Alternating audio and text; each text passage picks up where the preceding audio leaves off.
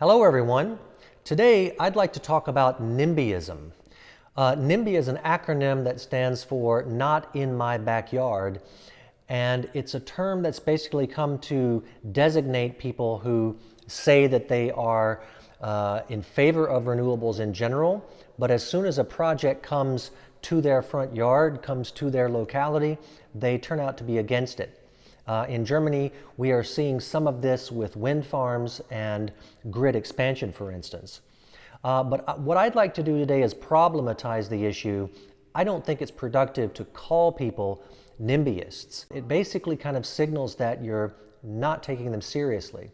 So let's take a look at the issue. What we have here in general is utilities coming together with the public and having a dispute over a particular project.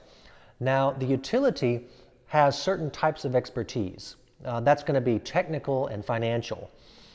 They are not very well equipped, at least it's not their core business, to deal with an upset group of citizens. In return, it is generally held among these experts, also political experts, that the public doesn't have the expertise to even judge whether a project is good or not, or whether it's necessary. That does not mean, however, that the public does not have expertise. The public's expertise is both general and local.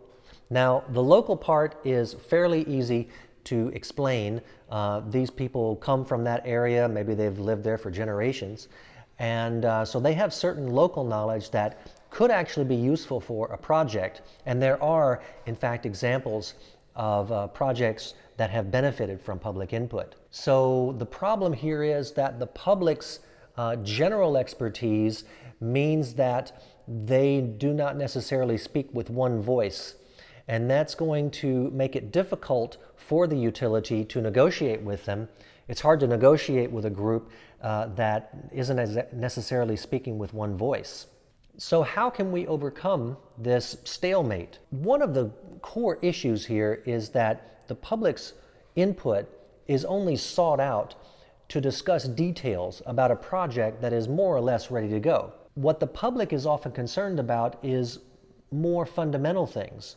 They feel like they're being asked just to accept something that is already a done deal, and that makes them feel like they're not being taken seriously. A lot of what the public is upset about are things that they shouldn't really be negotiating with the utilities anyway. They should take this up with the government. But of course, they're only really asked what their opinion is once every 4 years or so when there's an election.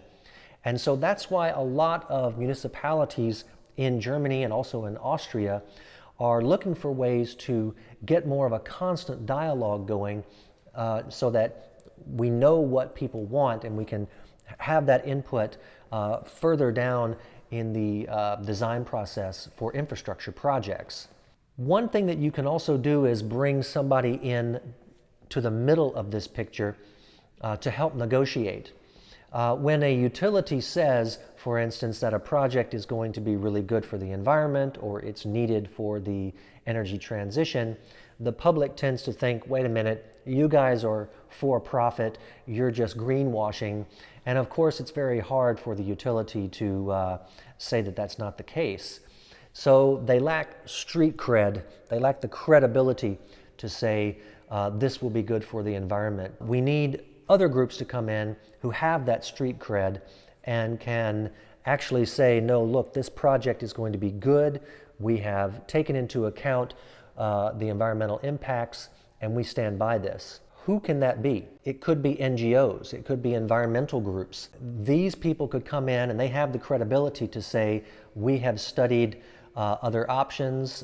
We have also taken a look at the impact on bird life maybe, and we think that this project is going to have a minimal acceptable impact. I mean, there's always going to be an impact, but they have the credibility to come in and negotiate. In fact, probably the utility should not be inviting the public to these kinds of meetings. These NGOs that have the street cred should be inviting both parties to come in, the utilities and the public, to talk about how this project should be done and how it should be developed. Finally, there's one really interesting idea here. It hasn't been translated into English, but it's called the consultative, and it's co-written by the director of the IASS. The idea behind this book is that we need to have a new branch of government, really, that will allow for this constant input from citizens. And this would happen with future councils. I don't want to get too much into what these future councils would entail. We would need a whole video for that. The NGOs need to be involved. Citizens need to feel that they're not just being asked to accept a done deal. And this would also give utilities a certain security in the planning that they need to go about their daily business. So in the end, we really need to move beyond the idea of NIMBYism and start listening to what citizens want. After all, we're doing all of this for them. And we need to come up with ways of having the entire discussion be more productive for everyone involved.